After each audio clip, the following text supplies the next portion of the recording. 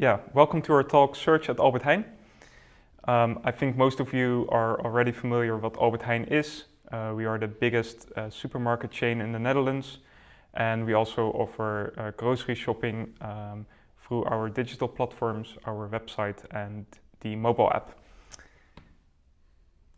I am Thom Overhand. I'm a backend DevOps engineer at the search team and have been optimizing and building search for the last few years. And Freek Boutkan, my co-talker. Yes, I'm Freek Boutkan. I work at the search team as a data scientist for Albert Heijn for 2.5 years, and I studied artificial intelligence at the University of Amsterdam. Yep. And the rest of our search team, we have multiple disciplines. We have backend engineers, we have data scientists, and we have CRO specialists. And also a few months back, we won the best outfit winners, the best outfit prize of the last hackathon. So that was pretty cool. So today we're going to be talking about search and specifically ranking. But before we dive into anything, I'd like to give a short introduction on some concepts of search. So let's first talk about matching and ranking. So before we do any type of search, we want to have a document collection. In our case, the documents are products, but documents can also be recipes or maybe pages of a book. It depends on your domain. When we have a document collection, we can do a search. In this case, someone is searching for pizza. So in the matching step, we try to find relevant documents for pizza. And then as a final step, we can do ranking, where we try to put the most relevant pizzas on top. So this is a screenshot of the old search result page, and someone is searching for cheese. And we know from our click data that most people who search for cheese are actually looking for grated cheese or slices of cheese, but in this case the user is also seeing different types of cheese like mozzarella and cottage cheese, which might not be very relevant for most users. Also, we can see that there are more than 700 results. I don't think any sane user is going to scroll through 700 results to find their type of cheese. So it's really important to get the matching right, and in this case, put more slices of cheese on top and more grated cheese on top. So, some statistics about our search. We are talking about the document collection of 50,000 products. We see about 20 billion searches each month, and of these 20 million, 1 million search terms are unique.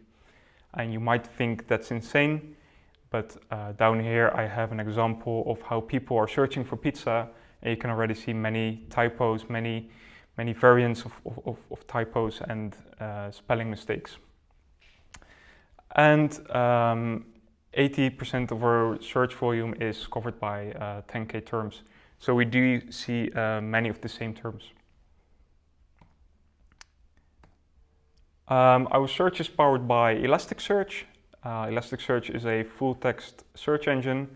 It's running on our Kubernetes platform, and it's known for its scalability and high availability of its data. We have multiple use cases for Elasticsearch, like we use it a bit in the customer service to find frequently asked questions.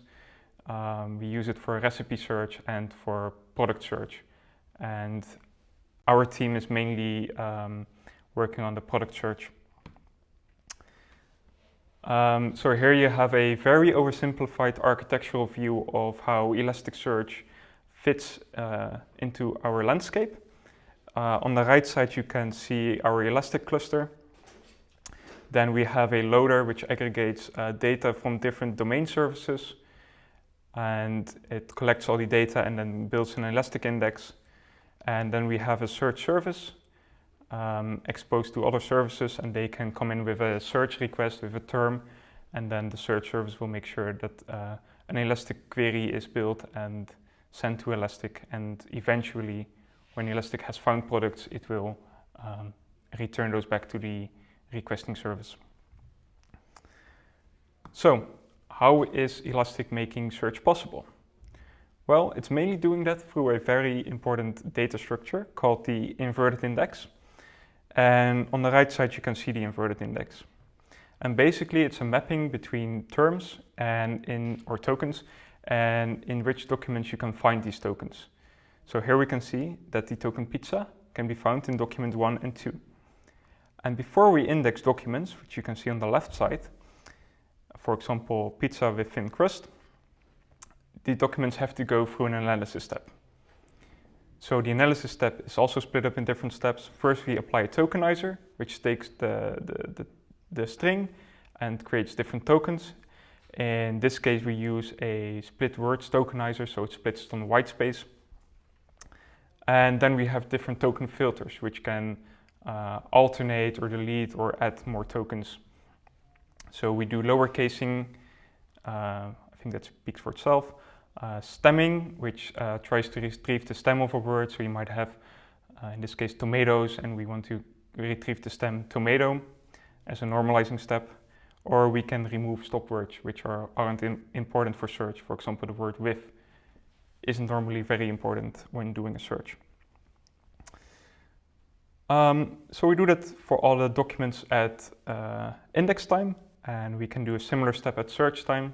So someone comes in with the term pizzas, and we can do a similar analysis step and end up with the token pizza, for example, by doing the stemming. And after search time, when we have the token, we can just do a lookup in the inverted index and find that documents 1 and 2 are relevant for this token or for this search term. Here we can see it written in Elastic. So we have a document with title and a description, and here I'm defining the settings. So in the settings, I'm defining my custom analyzer, which is the analysis step I just showed you, with a tokenizer white space and the different filters. Then as a final step, before indexing, we have to define mappings. So we can say, okay, the title field has to be indexed using this analyzer, and the description has to be indexed also using this analyzer. And we can define multiple analyzers on a field, or different types of analyzers on different fields. And here we can see it in action. So I'm analyzing the text pizzas with thin crust with the analyzer that I just defined, and you can see that it ends up with 3 tokens because with has been eliminated by the stop word filter. So now that we know a bit more about how Elastic is doing the matching, how is it computing the ranking? Well, it's doing that with the TF-IDF function. And basically, TF-IDF is about the term frequency, so how much a term occurs in a document. That's important. If a term occurs many times in a document, it's probably relevant. And IDF, which tells you something about how much a term occurs in a index, which is the inverse document frequency. And the more a term occurs in your index, the less important it might be. So if you fill in this formula, you get a score, and the higher the score, the more relevant the product is to the given term. We can further tweak the TF-IDF by applying some boosts in Elastic. So on the left side, you can see a query. I'm matching on both the title and the description. And we can have some custom logic in there, like maybe from experience we know that the title is more important than the description. So we give the title a boost of 5 and the description only a boost of 3. And another way is applying a function. So your documents might have a popularity score attached to them, or maybe a rating, and we can apply a factor on that field. There's one problem with these boosts. They are pretty ambiguous, and they are not a silver bullet for your search. They might work for a set of terms, but they also might work really bad for some other terms. And you can keep tweaking this, but when you fix one problem, you will always break the search for or the ranking for other terms. So we need a better solution for this, and it's going to be learning to rank. All right, thanks. All right. So when we talk about ranking, we need something that is called a ranking function. And a ranking function is a function that returns a number, and that number represents relevancy. So higher means more relevant, and this function then is used to reorder search results. The function takes as input different features. In our case, those are the TF-IDF features that are already mentioned before, and something called a popularity score. So that indicates if a product is popular or not.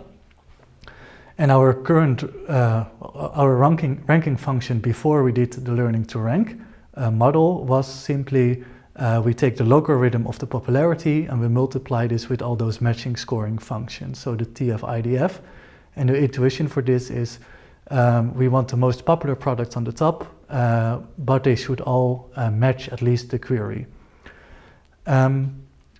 There are some problems with this formula. The first point is that we manually constructed this formula, so therefore it's also hard to maintain, because if we tweak it for a certain use case, then the other use cases suddenly break down or degrade. And that can be seen in this example. The user searches for the query salt, and then we know from our user interaction data, so our Google Analytics data, that the user wants to buy table salt. But as you can see in the search results, only 1 out of the first 8 results is actually table salt, and all the other results are salty snacks. And if we zoom in on the first results, we can actually see why this is. So on the top you see the search query salt, and then in the blue squares you see the description and the category information, and as you can see the word salt is mentioned a lot, so the TF-IDF scores are super high. There's a lot of overlap between the query and the product description. We also know that salty snacks are bought more often than table salt. Table salt you only buy once a year or maybe less. So that's why the salty snacks end up being the #1 search result, even though also for the table salt also have high matching scores. In this case, the popularity score is the dominating factor, which is a clear example of in a search result that we don't want to see. So a simple ranking function won't generalize well. There will always be edge cases that you think you solved and then something else breaks down. So we need to move away from a simple ranking function to something else. And something else in this case is a learned model. And this is called learning to rank. So the idea is that we have a machine learning model, and that model learns the ranking function, so the scoring function. And in order to do this, we need a few things. The first thing is we need judgments. So a judgment is a combination of a query and a product ID, and whether or not it's relevant. And this can be binary relevance, but it can also be graded relevance. In our case, it's graded relevance. So a higher number means it's more relevant. So on the right, you can see examples for the query cheese, and then a few product IDs, how relevant those are. We also need the features, and a feature is a data point describing a product or a query. So that is, for example, the TF-IDF score or the popularity score, but there can be many more.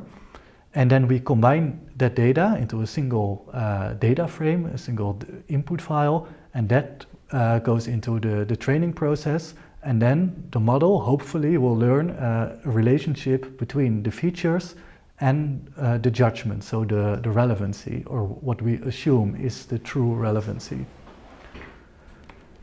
And this model, this learning to rank model, can learn very complex non-linear relationships, though it's clear that this can is a much better candidate for our use case. For example, things that this model could learn are things like rare queries. For rare queries, the average order quantity is not an important feature.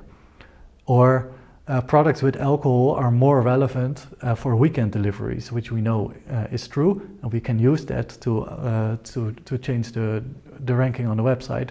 But the model needs to be able to pick this up. So it needs to be in the features, and then hopefully the model can find this relationship. And those examples are only for two factors. For example, product with alcohol, which is a Boolean, and weekend delivery, which is a Boolean. But if you combine those sets of rules with multiple dimensions, you can imagine that this model can capture complex relationships. So what does the new search flow look like with this learning to rank in place?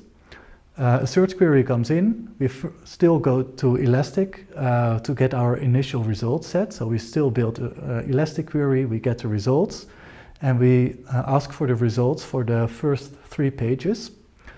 And in order to determine what the first 3 pages are, Elastic is still using the old ranking function. So we're still also using the old ranking functions. Then we have the first 3 pages.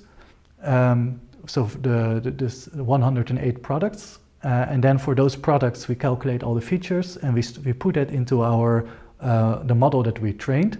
And then for each product, we get a relevancy score as outputs. And that score can be used to re-rank the products. And if the model is any good, then the new ranking should be better. If the model is good or not, that depends on the judgment data. So the judgment data was the combination of product ID and query and whether or not it was relevant. And if the judgment data is not correct, then the model can never learn correct relationships. So it's super important that that one is correct. Well, how do you get those data points? In our case, we use our Google Analytics data. So we know what the query was when a user added a product to the cart. So if a certain product and query combination is added a lot to a cart, then we infer, okay, this is a relevant combination, so we give it a high relevancy score. And if it's not added a lot, then we give it a lower score. And in reality, it's a bit more complex than this, because we take also the position of the add to cart into account. As you can imagine, if a user needs to scroll down all the way in order to add the product to the cart, a user did more effort. You can make a case that the product should be higher. So for us, it's a more important signal that something is wrong. Hence, we assign more weight to it. So this is also to account for the position bias, because users tend to click on products in the first rows anyway. So it's less interesting for us.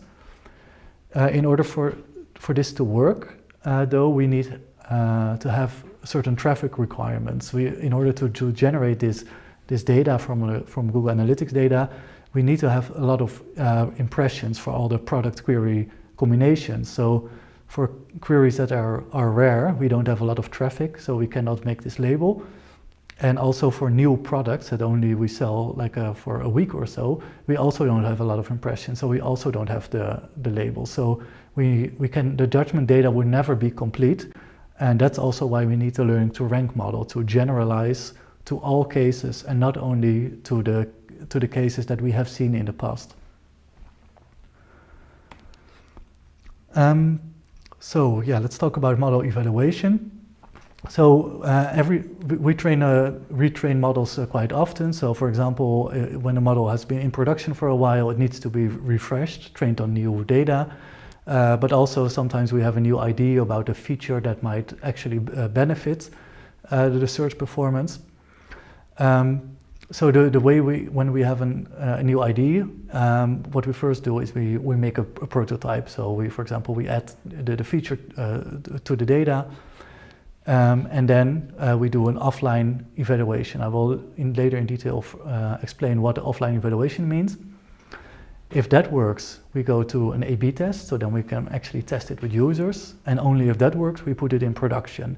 And at at those steps from idea to production. If it doesn't work, we go back one step and we see if we can make a change and retry.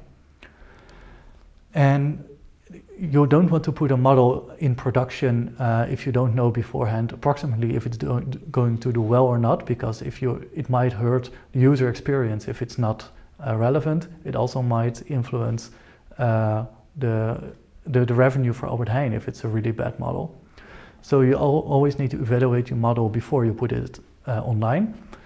And there's offline model evaluation, and this is basically using a data set that you already have prepared in the past, and it's relatively quick to do. You can basically rerun your model on old data and see how certain metrics are looking. That's easy and cheap and quick to do. But you can also do an online model evaluation, which is an A/B test, and that is a much more reliable test because it's like an actual production-like environment. So if it works in A/B test, then you can also be very sure that it would also work if you deploy it in production for everybody. But A/B tests take longer to run and are also therefore more expensive. So first, the offline evaluation. When we have a new model trained, we can compare it with an older model that we already know what the performance is. And the first thing we check is how different is it? So is it for certain queries, is it producing the same ranking or totally different rankings? Or we look, for example, at the average price at the first 5 positions. We don't want that to change too much, for example, because that might not be desirable because you could potentially lose revenue. So this first compare step is not having any notion of better ranking, but it's just a comparison between 2 rankings. Then we look at the judgment labels that we already talked about, and we see if our new model is actually the results that it's producing, if they are in line with what our judgment labels think are the most relevant products. So this is also a good check to see that the model learned indeed anything useful. And we have a set of curated judgments, so we created those by hand, by manual annotation. For example, for the query salt, we check if the table salt is actually in the top 5 results. And if those two are, we have good values on those metrics. We also look at the traffic replay. For traffic replay, we basically take a set of searches from the past, and then we reorder the products that the user has seen with the new model, and then we check if the item that the user bought is actually in a higher position. And if that's the case, then you can be somewhat sure that the model is doing better. Of course, this assumes that the preference of the user is not changing. So if it's a static product preference. But this is the best you can do for offline evaluation. If this all is to our liking, then we can continue with an A/B test. In an A/B test, we actually serve a portion of the traffic the new model, and then and the other users get the old model, and then we look at how the users behave, and then we decide which model is better. And this seems simple, but the difficult thing is which model is better? How do you define the goodness of your model? The answer is it depends on who you ask. If you ask the business, then they would like to see more revenue, so have a higher average order value. If you ask me or the search team, we can say we would like to see that the average add to cart position is as close to 1 as possible, because that means that the ranking is correct for the user. And those metrics, they can contradict each other. So we have had tests in which the data science metric, so the average add to cart position was much better, but the revenue was much lower because we put the cheap products on top. So it's always, you have to balance the different notions of relevancy, the business relevancy and then the customer relevancy. A/B test can be pretty complicated, especially the statistical analysis to see if there is a significant difference or not. but we are not doing it alone. We have our CRO team that is helping us with the analysis and the setting up of the A/B tests. And a lot of tests also come out insignificant.